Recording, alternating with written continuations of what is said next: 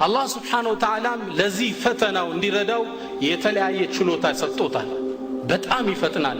ነብያችን ሰለላሁ ዐለይሂ ወሰለም ሙስሊም በተዘገበው ሐዲስ ላይ ነዋስ ኢብኑ ሰምዓን ጠየቅናቸው፣ ያ ረሱላህ አንተ የአላህ መልእክተኛ ወማ እስራዑሁ ፊል አርድ ደጃል መሬት ላይ እንዴት ነው የሚንቀሳቀሰው አላቸው።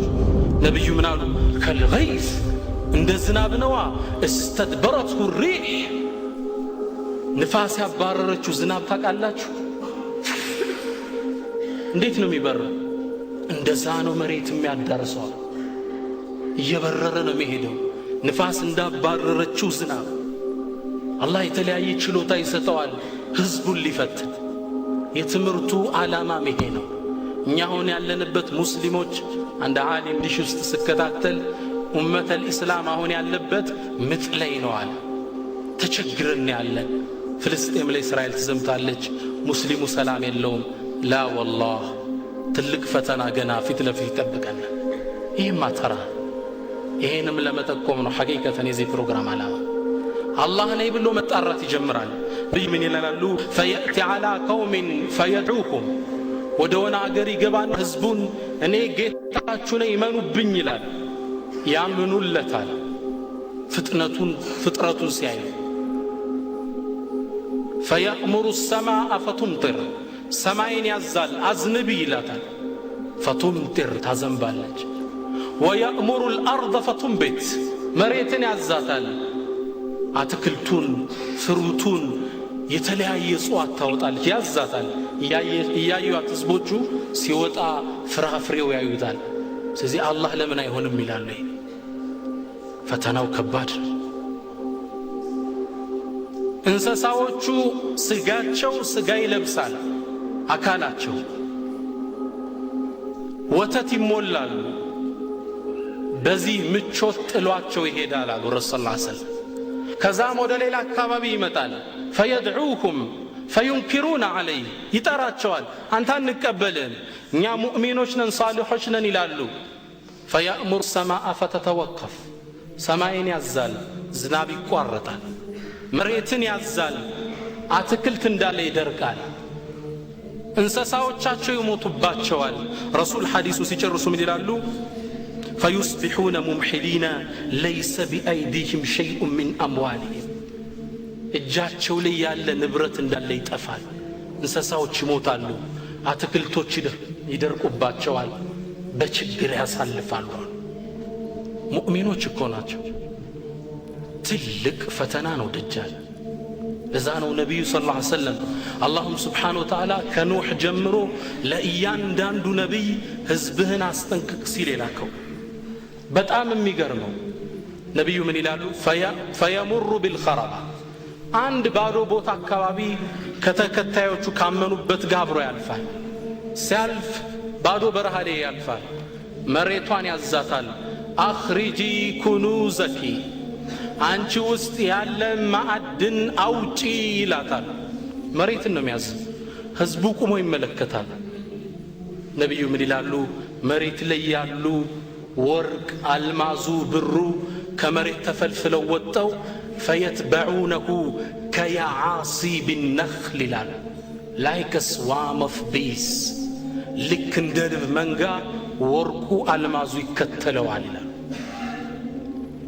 ከባድ ነው። ሌላ አላህ የሚሰጠው ችሎታ ሰዎች እንዲፈትን የሞተን የመቀስቀስ ችሎታ ይሰጠዋል።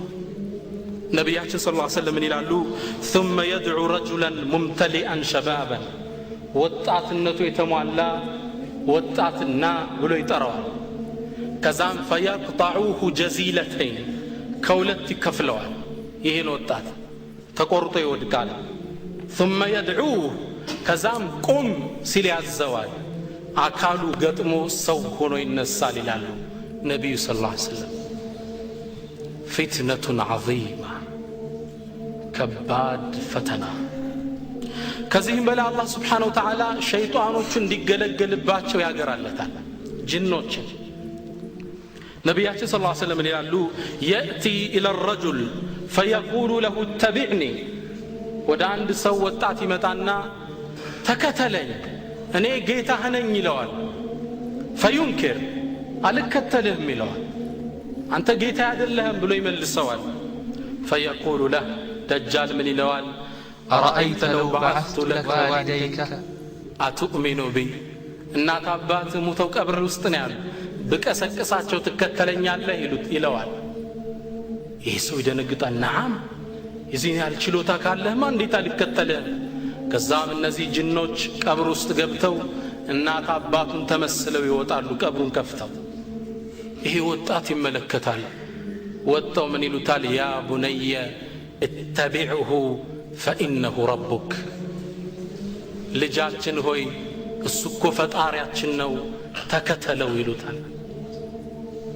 ፊትነቱን ዐዚማ እጅግ በጣም ትልቅ ፈተና የመጨረሻውን ክፍል ያገኘዋል። ነቢያችን ሰለላሁ ዐለይሂ ወሰለም አንድ ሐዲሳቸው ላይ ምን ይላሉ? ሰሒህ ሐዲሶችን ነው የምጠቅሰው እኔ ታሪኩ ጥራት እንዲኖረው ሰሒህ ብቻ ነው የዘገብኩት። ነቢያችን ምን ይላሉ? ኢነ ሃዚሂ ልኡማ ይሄ ኡመት የኔ ኡመት እኮ ጁዒለ አፊየቱሃ ፊ አወሊሃ ሰላም የተደረገላት ለመጀመሪያዎቹ ነው። ወሰዩሲቡ አኺረሃ በላ የመጨረሻዎችን ግን የማይችሉት በላይ ያጋጥማቸዋል ይላሉ ነቢዩ ሰለላሁ ዐለይሂ ወሰለም። ደጃልም ከነዚህ ፈተናዎች ውስጥ ዋነኛው ነው።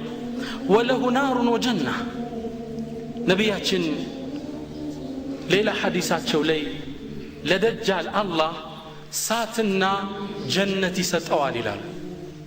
አብሮት የሚጓዙ